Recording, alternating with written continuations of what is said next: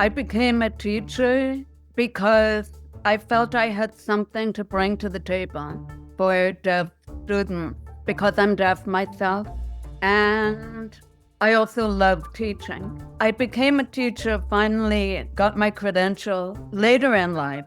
And I had already had a lot of experience being a student myself in many different kinds of schools and seeing what worked and what didn't work. I knew many deaf people and I had worked in many different settings. So I had a lot that I already knew going into the job. But what I learned on that job was mind boggling. It stunned me, changed me. I changed my own personal identity because of what I saw and experienced on the job. And I wrote a book to try and make a difference because of what I saw. Hello, friends. This is Think Inclusive. I'm Tim Villegas, and who you just heard was Rachel Zemach, a deaf author and former teacher. Her book, The Butterfly Cage: Joy, Heartache, and Corruption, Teaching While Deaf in a California Public School, was released in 2023. It describes in a lively, personable manner her career, personal identity shift, and the trajectories of individual students, as well as studying dysfunction in mainstream deaf education. Her book is an attempt to trigger a national dialogue on the topic. Rachel lives in Northern California. Thanks so much for being here with us today. We appreciate each and every one of you listening to or watching Think Inclusive, MCIE's podcast that brings you conversations with people doing the work of inclusion in the real world. And while you're here, make sure to hit the follow or subscribe button wherever you are so you can keep getting Think Inclusive in your feed. In today's episode, Rachel and I discuss her book, The Butterfly Cage. She highlights the transformative experience of teaching deaf students in both mainstream, her word, and deaf schools. Zemach emphasizes the importance of positive deaf identity, sign language, and the rich cultural and educational benefits of deaf schools over mainstream environments. She discusses the communication barriers and the need for proper accommodations such as hiring deaf teachers, providing interpreters, and promoting American Sign Language within inclusive settings to ensure that deaf students can thrive. Before we get into my conversation with Rachel, I want to tell you about our sponsor for this season, IXL. IXL is a fantastic all-in-one platform designed for K-12 education. It helps boost student achievement, empowers teachers, and tracks progress seamlessly. Imagine having a tool that simplifies what usually requires dozens of different resources. Well, that's IXL. As students practice, IXL adapts to their individual needs, ensuring they're both supported and challenged. Plus, each learner receives a personalized learning plan to effectively address any knowledge gaps. Interested in learning more? Visit ixl.com/inclusive. That's ixl.com/inclusive. All right, after a short break, we'll get into my conversation with Rachel Zemach. Catch you on the other side.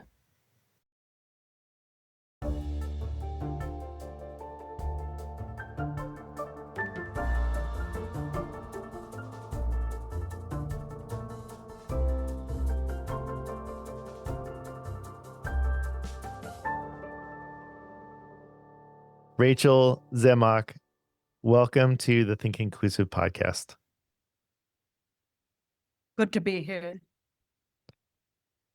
Rachel, you wrote a book called The Butterfly Cage about your experience being a teacher. And I know that we are going to be talking about your experiences as a deaf person and about teaching uh, deaf children. But you wanted to say something first before we got into the book. Is that right? Yeah, I want to explain a little bit to people who are listening or watching this. Um, I became deaf when I was 10. So I still have speech. But when I'm around deaf people, I sign. And I don't want to use both languages at the same time in this interview because it's impossible to do it well in both languages at the same time. So I'm just signing for now to show you that that is my preferred mode of communication. For this, we're relying on captions for me to understand, and I have a separate device here that is also a backup for captions, so occasionally I might look away. Um, and any deaf person who wants to access this can do so through a transcript. So I just wanted to let you know and explain all that. Thanks, Rachel.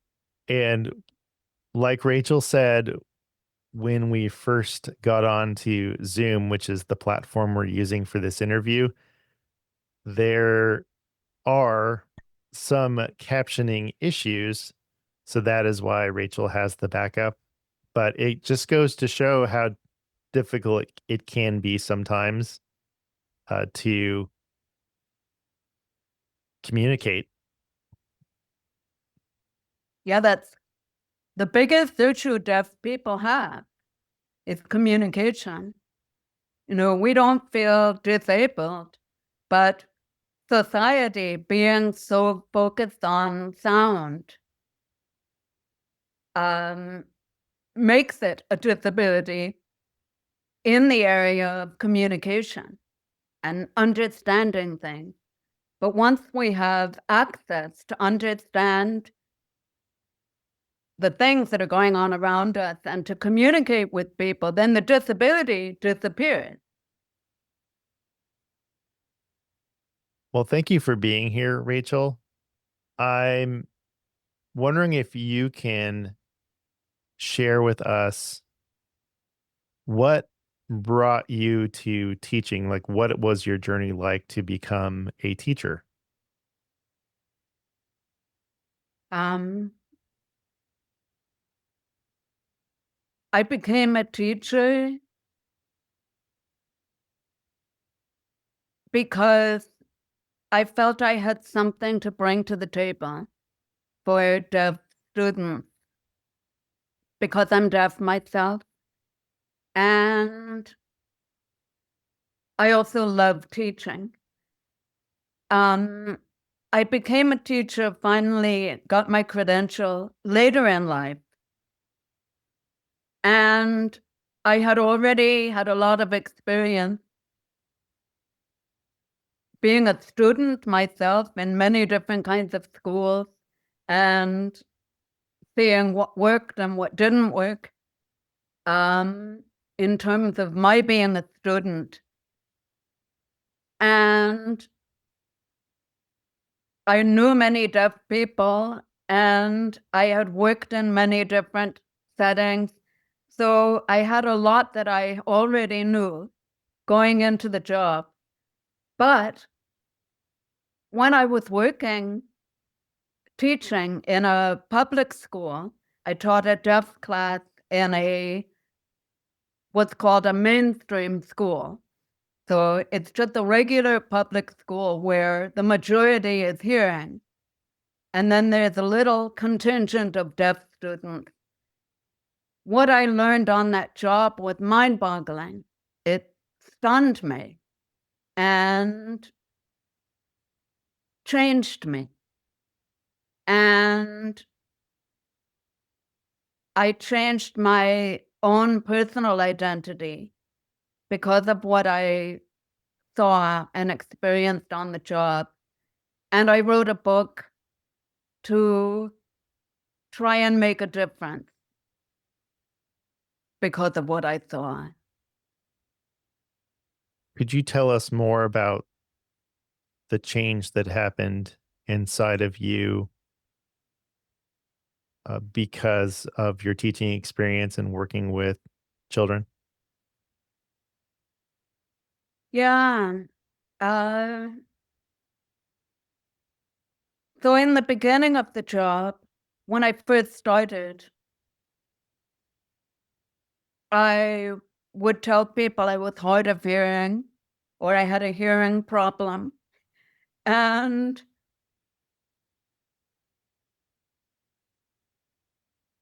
I I felt kind of ambivalent. I felt on the fence about whether I was part of the deaf world or part of the hearing world, where I stood and where I had the right, what I had the right to call myself.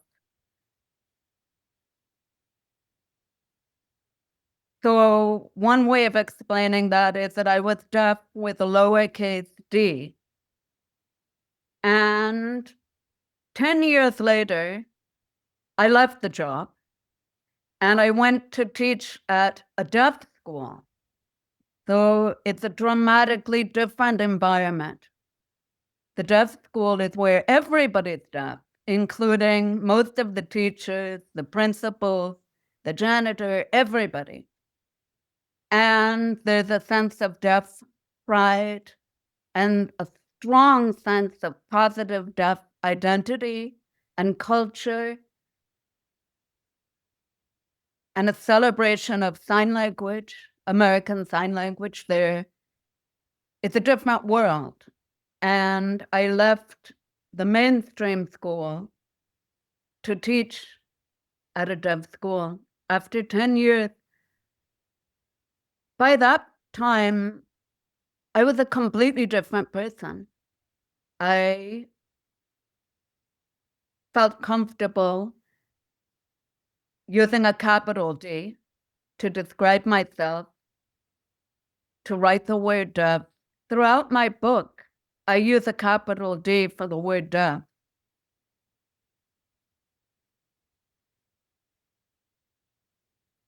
To try to summarize why that happened, from the children, the students, I thought that anything to do with deafness, to like, if I brought a book, a children's book, and I told them this was written by a deaf author, they got super excited. If I told them we have a visitor coming next week, they would look at me like almost untrusting until I told them the visitor is deaf. And then they were thrilled, like it's a movie star, even though they didn't know anything else about the person.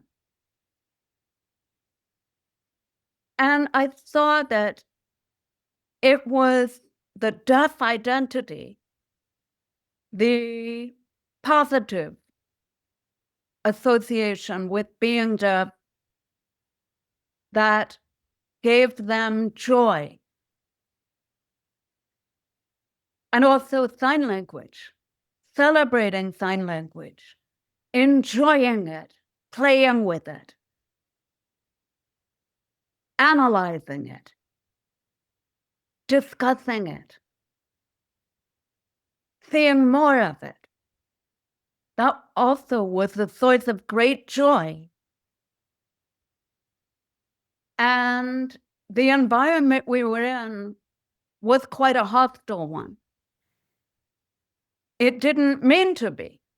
The administrators thought that they were doing the best thing for deaf children by telling them not to call themselves deaf, but rather to call themselves hard of hearing. Hmm. And to put them in regular classes with hearing students and to try to teach them to speak and to use different listening devices and listen. And there's a whole mentality that is completely the opposite from the mentality at the deaf school, in the deaf community, and personally from what I came to believe in. So you have two different approaches to the same thing. You have a deaf child in a hearing world. How do you educate them? And the majority of administrators, even many teachers, speech therapists, audiologists, pediatricians, believe in helping them fit in with the hearing world. Whereas the majority of deaf professionals and the people at the deaf schools around the country and successful deaf adults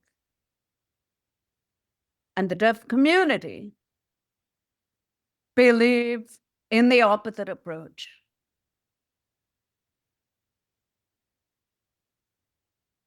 I have a question about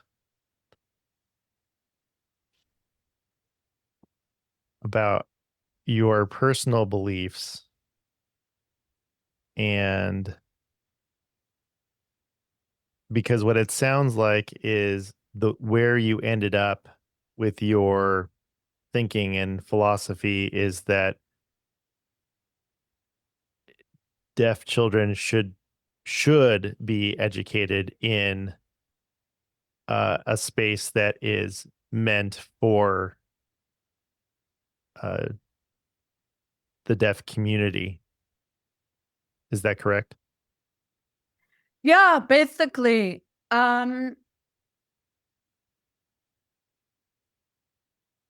if deaf children, okay, let me back up a moment. 85% of all deaf and hard of hearing children in the United States are mainstreamed.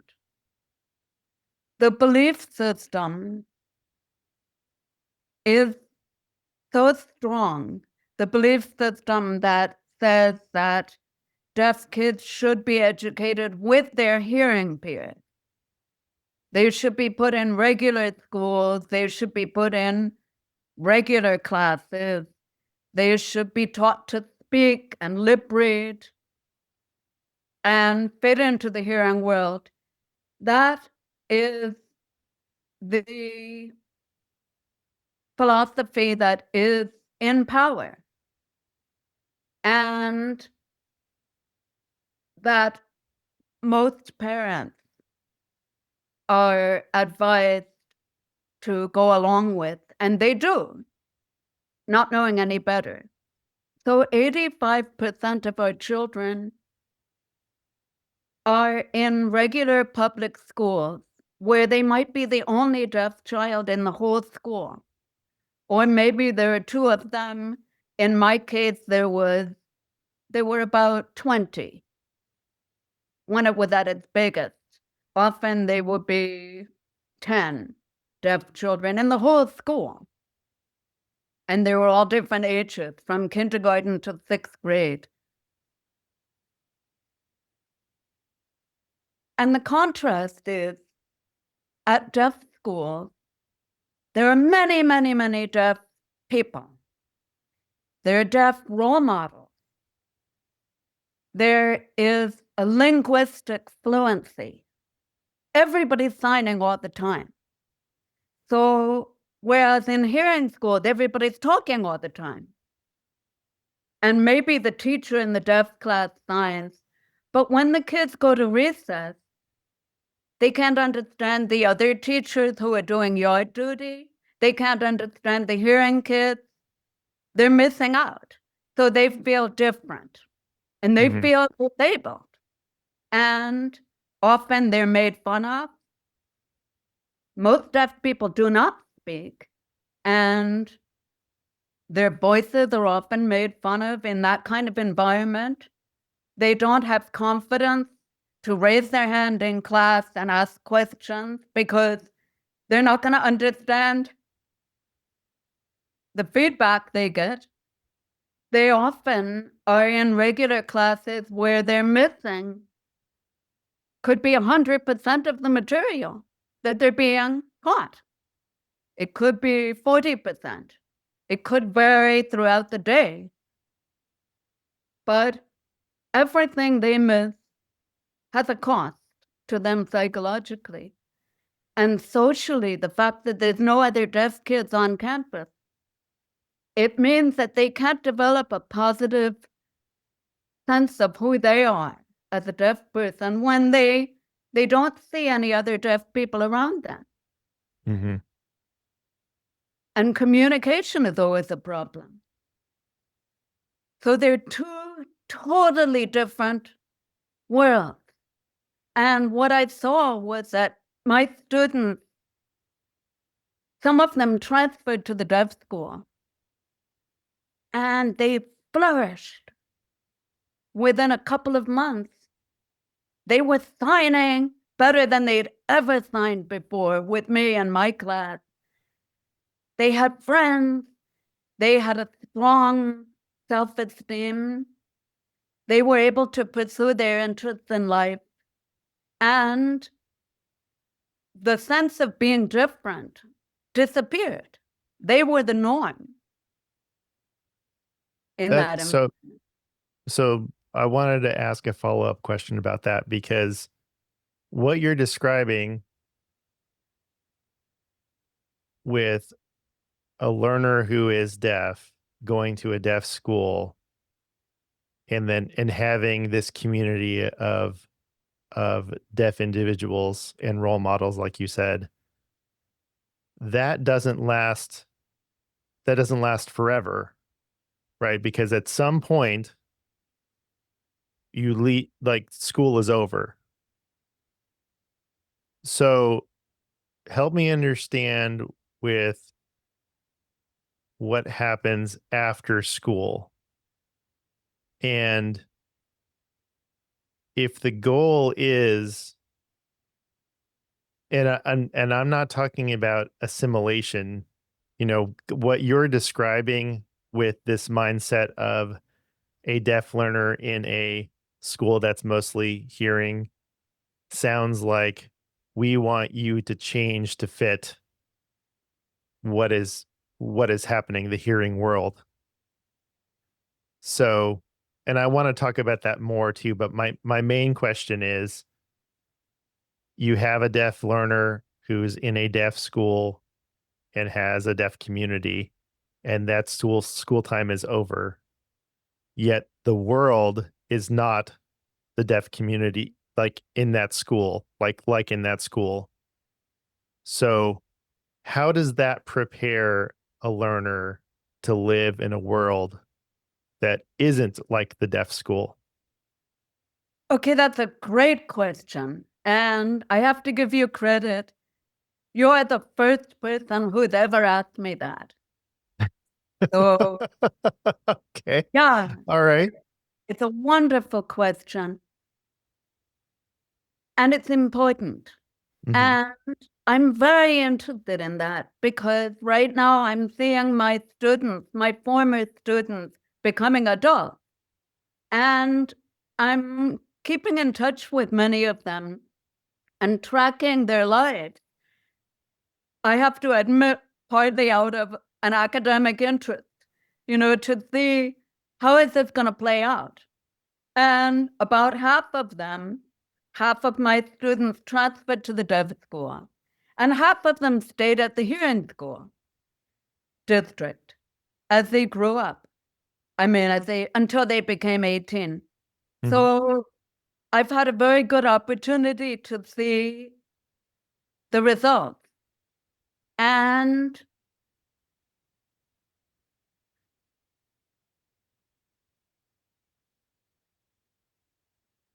the kids that go to the deaf school, the fact that they get everything directly from their teachers, direct communication in an ASL, American Sign Language, as compared to going through an interpreter or a listening device or faulty ears in a hearing environment.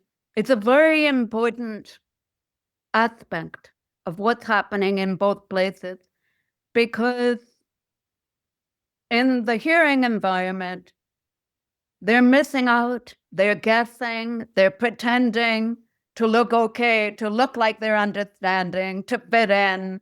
I'm not deaf. I understood you perfectly when they might have missed 100%. And whereas in the deaf school, they're understanding everything. They have immediate access to everything.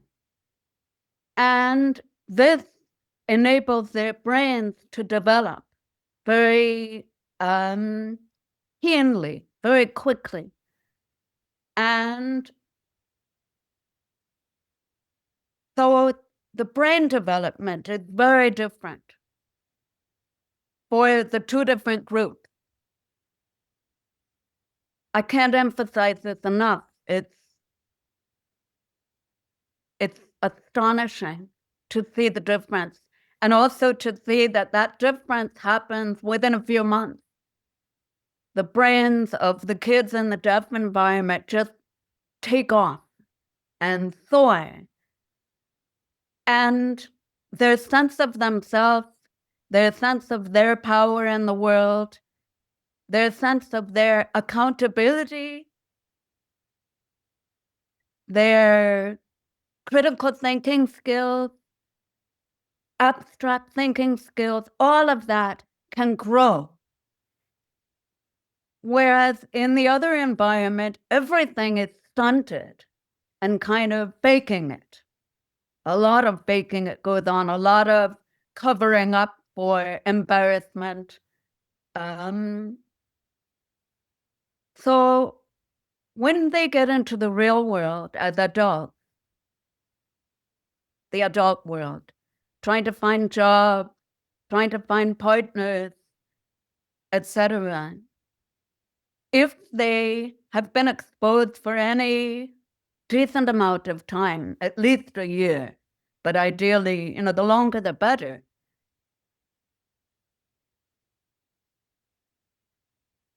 they have friends, they have a community, they have knowledge of what the deaf resources are.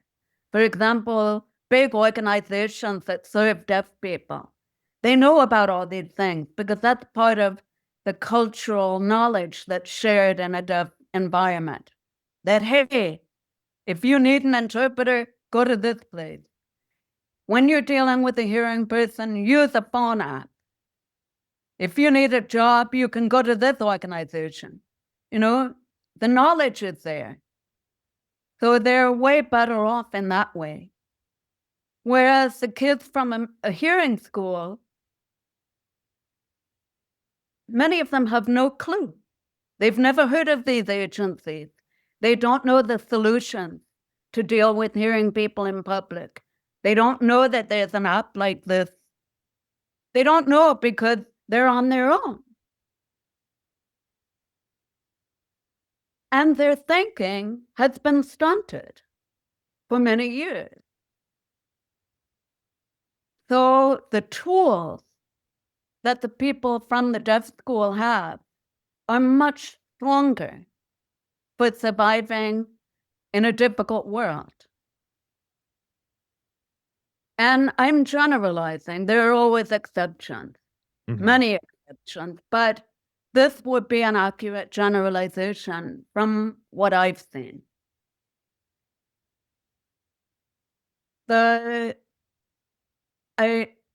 Just to add two things. One is that many deaf people from deaf schools end up working with deaf people, or when they get jobs, they know how to stand up for themselves. They know what their legal rights to communication access are, and they know how to fight for them. So even though they face discrimination like crazy from the hearing world, from both groups face discrimination and challenges, and it's tough out there for us often. But these people, they have tools to navigate it. and they have support, and they have role models who told them, hey, it's up to you to make your life a success and work hard, and deaf role models. Whereas these people never had it. And then one more thing I'll add, the kids who grew up in mainstream schools, when they become adults, I've noticed very often they have trouble finding a social group. They have trouble finding somebody to marry or, a relationship, the relationship they want in life, because they don't sign fluently. Because in that environment, usually ASL is not emphasized, speaking is. And so they don't learn ASL fluently. So that means they can't go and mingle with the deaf community, which could give them a lot of happiness and a lot of new relationships. And they also don't understand deaf norms. They don't identify as a proud deaf person, again, because of that environment. So they can't really access the rich, beautiful, supportive deaf community that exists. And yet when they try to mingle with hearing people, that doesn't work either, because they can't understand them. They're just pretending, and that doesn't go very far in making a real relationship. So it's very sad to see sometimes. We have a lot of listeners who are interested in inclusive education. In fact, that's the majority of our listeners are educators, administrators, and the topic of deafness and the deaf community is one that is not something that I have much experience in. And I have been asked by a number of people whether, like what you're saying, schools can be inclusive and have deaf learners, um, while also not expecting them to change in order to fit into a hearing world, but to provide accommodations so that they can thrive in whatever school or classroom they're in. And I understand there's a lot of strong feelings about uh, deaf children going to deaf schools, but in your experience and opinion, is it possible for deaf children to thrive in an inclusive classroom that is set up to support them and not change them? Yeah, I like that question a lot too, because it is possible. And how it can be achieved is for the school to hire deaf teachers. And in order to hire a deaf teacher, they may have to provide interpreters and accommodations for those deaf teachers. So many schools don't do it. They hire only hearing teachers. However, deaf teachers are where the magic happens. Deaf teachers live the experience of being deaf in their everyday life, 24/7. And many of them, the good ones, but I shouldn't say that. Ideally. I mean, there's all kinds of great teachers out there. Right. But ideally, a deaf teacher will also be connected to the deaf community. And the deaf culture. And so they're bringing that to the classroom. This idea of it being possible to look at deafness as a positive thing, as a great thing, as a thing to be proud of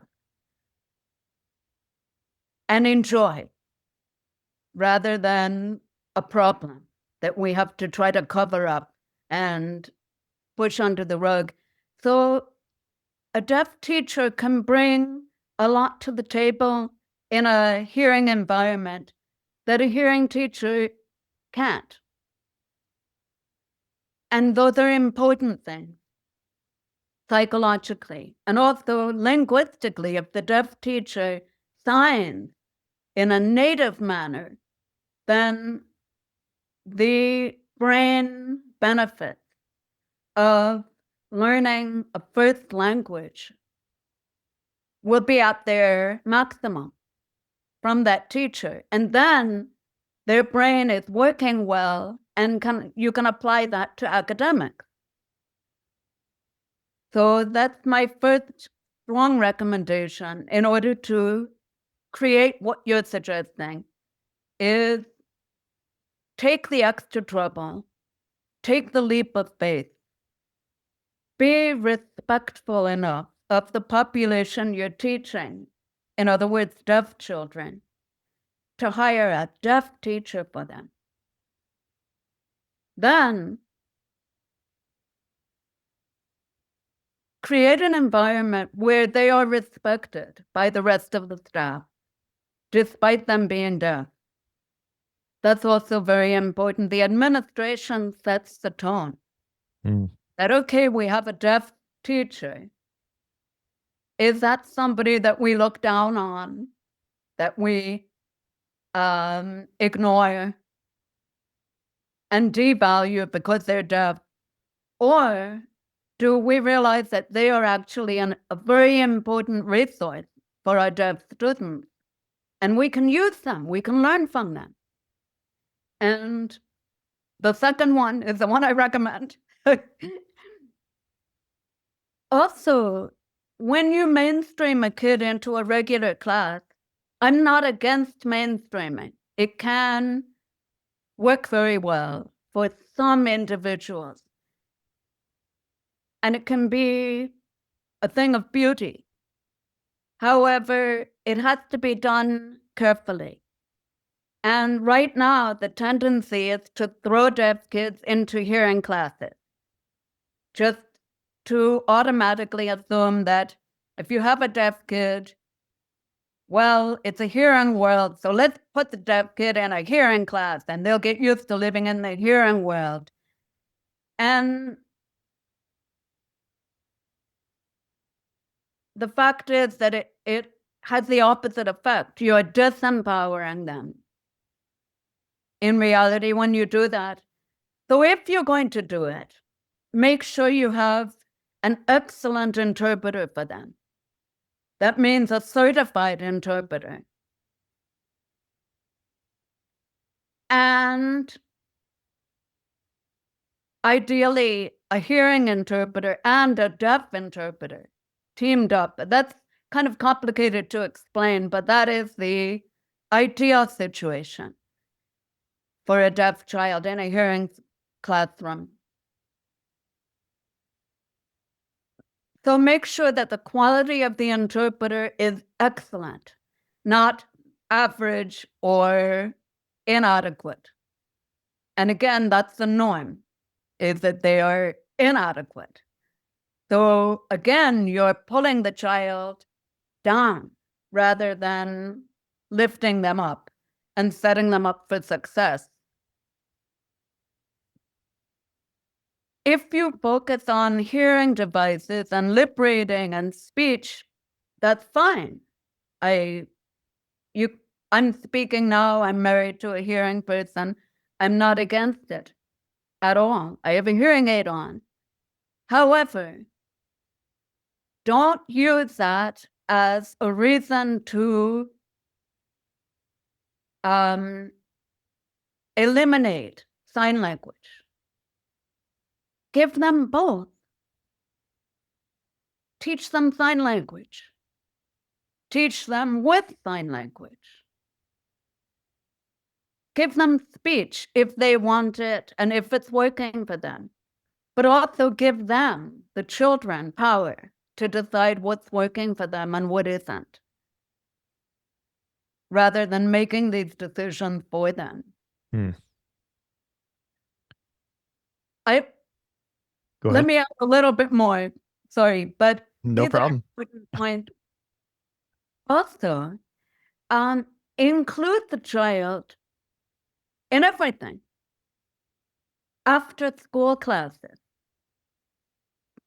get them an interpreter for the after school classes. If you have a sporting event that everybody's participating in, get them an interpreter. If they're going on a field trip, make sure there's an interpreter who will show up to that field trip. In other words, if you're going to call yourself inclusive, really be inclusive. Don't be a little bit inclusive when they're in class only, and then they're on their own the rest of the time. Because they may be paying a very high price psychologically for it, and yet, because they're kids, they're not able to express it.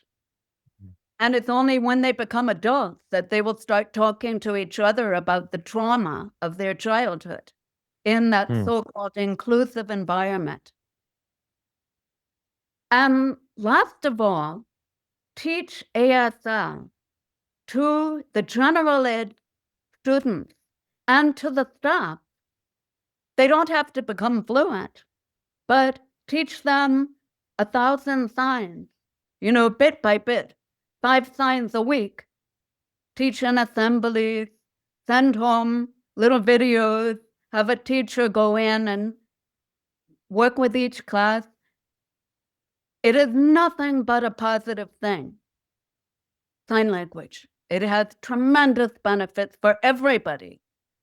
And also the deaf kid, again, will really be included when they can go out to recess, and when they fall and hurt themselves, the teacher on your duty can come and say, hey, what's wrong? Are you hurt? What happened? Maybe you should go get a Band-Aid. But right now, the way things are, the teacher will come and say, what? The kid feels this environment doesn't really care about me because I can't understand them. Those are great suggestions and recommendations. So thank you for sharing that. Along the same lines of inclusive schools and inclusive classrooms.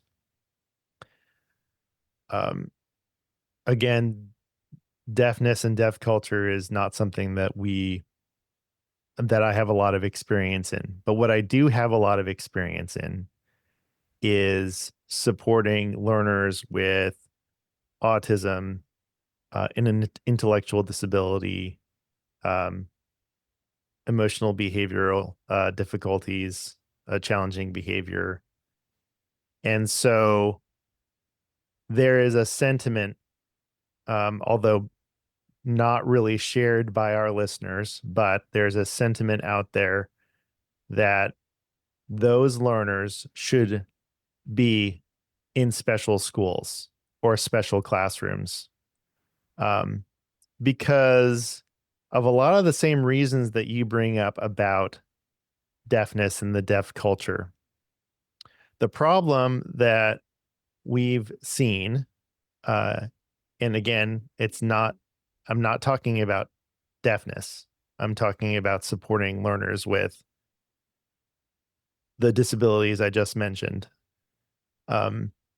is that those environments separate and segregate learners from their typically developing peers, especially those with intellectual disabilities. And they're getting a different kind of curriculum, a maybe watered down or a curriculum that matches a low expectation for those learners. And when you look at special schools, oftentimes nobody knows what's going on in the special school because those learners um, are not consistently able to tell what is going on and how they're feeling. Um, and so I want to make a distinction between what you're talking about with deaf individuals and a special school for the deaf and learners with autism, an intellectual disability, or other behavioral challenges, because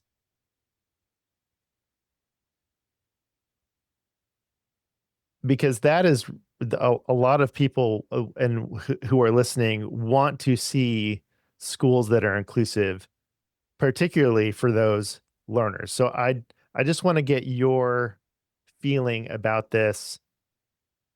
As are you advocating really for the deaf community? Are you saying it for any disability? Wow, another good question. Okay, so I have three main points to answer that with. The last question I'll answer first. You ask if what I'm advocating is only for deaf kids or for kids with disabilities in general of different kinds. What I will say about that is that deaf kids have a very important difference from all the other categories. And that is communication is our problem. That is the barrier that we have, is people talking and we don't have good hearing. The hearing is not reliable. What we do have is good sight. So, but that's not how the world is run. Everything tends to be through speech. So communication is our enemy of deaf children. With children of other disabilities, they have other issues, but they do not have a communication issue. Well, that's not entirely true, for sure. Many people do it. Hmm. Many Yeah. autistic people have communication issues, etc. But it's not based on physical access to the language around them. Mm. Okay. And so the IDA, there are certain laws that were put in place that enabled people with any disability to have the right to accommodation in public school. And what deaf people believe now is that it was well-intentioned, this law. It is a wonderful thing in many ways. However, it has backfired on deaf children because it means that we're put into places that we can't understand our own teacher. We can't understand the people we're supposed to be making friends with, the kids, the other kids. We're missing out all the time. And how can we get an education under those circumstances as equals? We're always working to liberate, working to communicate, working to hide the fact that we didn't understand, or working to hide the stigma from people who will look down on us when they find out we didn't understand. You know, it's a battle. And the battle is not academic. It's not taking the material that we're trying to learn, the math, the reading, the writing, science, whatever, and grappling with it. It's simply understanding what the hell it is that we're being taught. You know, it's Right. communication. Yeah. So for deaf people, the laws are not helping us. Hmm. They have made problems instead. So the LEA, least restrictive environment, LRE, Mm-hmm. least restrictive environment. In the eyes of most hearing people, it's for a deaf child to be in the hearing school and class. In the eyes of most deaf people, it's the least restrictive environment is a deaf school or a large deaf program where there are deaf teachers. And we call that a language-rich environment. So there's been a play on the phrase to make it fit what we believe in. So that's the answer to one of your questions. You mentioned assimilation and inclusion. So the idea is for a child to be in a class with their peers, with their non-disabled peers, so that they have a similar experience. And they can build their skills. I agree with you that the quality of education should be, for everybody, should be high, should be the same, should be as high as it possibly can be for any given child. And I agree that in segregated classes, sometimes it isn't. It depends on if you have a really good teacher and if the administration is supportive of that teacher and gives them what they need to do their best. And there should be watchdogs, I believe. Each group should have supervision to make sure that the quality of each program is high. But another version of what you're saying reminds me of teachers and administrators of the school where I taught for 10 years, the mainstream school. And they would say, well, let's put this child in a hearing class for part of the day so that they will get used to socializing with hearing kids. What I would say to them is that kid socializes with hearing kids all the time. Their neighbors, their cousins, the kids who come to their birthday party, almost all of them are hearing. You know, when they go for a drive, they're associating with their siblings in the car for hours. I mean, their whole world outside of school is hearing people. They don't need to have that in school where they're trying to get an education. Hmm. What they need is education in school. And then once they have education and they can read and write and do math and their thinking is sharp, then they can function better when they're in the hearing world also. We don't need to interfere with their education by trying to push our values on them in that very limited time environment. You know, they're only in school a certain number of hours a day. That's yeah, that's basically all three questions. Okay. All three Um, answers. again, thank you for sharing your thoughts about that. Um, this has been a really fascinating conversation, so I really appreciate it. As we wrap up, is there anything that you would want to leave with our listeners? Um, Anything that you want to share that's on top of mind for people who do want to create inclusive schools and inclusive classrooms?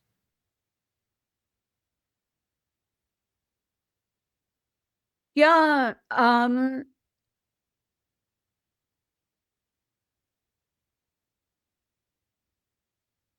if you have or if you come in contact with a deaf child, I would urge you to not to push them in the direction or push their parents in the direction of assimilation and mainstreaming and speech, but to realize that there are, we call it deaf community and cultural wealth, DCCW. There's something that you don't know about that is a beautiful thing, and it's empowering, and it's interesting, it's funny, it's lively, it's a gift to its members. And that is deaf culture and the deaf community. And by directing a child only to the hearing world, you're actually cutting them off from something that could be a source of strength and happiness to them. And you don't have to worry about them going over to the deaf world and being isolated, because what will really happen is they will go to the deaf world and get their happiness and get their needs met intellectually and conversationally. And then they still live in a hearing world. And they would be grateful for having had that opportunity to have both experiences. So there's a fear of deafness that's unwarranted. It won't take anything away from a child. It will just give them more. Hmm. And then I also want to tell people about the book. If you want to learn more and read stories of individual students and see classroom um, scenes, and also the trajectory of one particular student who was who is a wonderful kid who you'll feel very strongly for. And then you'll see how his future played out. And you can learn about deaf politics, deaf history, my personal family dynamics, and identity journey. All this is crammed into one book. And I promise you that, as heavy as it sounds, it has a lot of light moments and humor in it. I did that on purpose to balance out the nature of the material that's quite serious. So it won't be um, taking your heart and wringing it without giving it a chance to get some relief. And the book is available on Amazon, Bookshop, many places. It's called The Butterfly Cage. Thank you. The Butterfly Cage, Rachel Zemach. Rachel, before I let you go, uh, there's a there's something we do at the end. I didn't prep you for this because in our communication via email, I was so concerned about being able to get the book, and I we didn't have our typical communication between guest and host. But if you are willing, I ask something called a mystery question at the end of our interview. and I have a stack of cards, and they're just prompts. And I pick a card at random, and then we both answer the question. And I try to make it light. And if there's something that you're uncomfortable or I'm uncomfortable in answering, we can just skip the question. Are you willing to do that with me? Yeah, it sounds fun. Okay. I'm a little bit scared, but I'm definitely game for it. Yeah, it's okay. Usually it's just fine. So I'm gonna pick the top card here, and um, oh, this is a hard one. But if you were designing your own fragrance to represent yourself, what would you call it? What I call it? Oh, Yes, wow. Um, this is hard. I can go first if you want, because I'm trying to think, what would I want? What would I want a fragrance to be called and to smell like? Um, yeah, okay, so I really enjoy walking in the woods. So hiking, one of our favorite places to go is to national parks all over the country. And so I would want a national park themed fragrance. And so right now, my favorite national park is Glacier National Park in Montana. So I would call my fragrance Glacier. There you go. wonderful. And you also helped me with my answer because I love the smell of redwood trees and forest. I love it. And I was house sitting at one point for somebody in Santa Cruz, California, and right outside of her house was this incredible smell of forest. And I would go out and sniff, sniff, sniff. And I wanted so badly to take it in a bottle home because I loved it. So, as far as a name,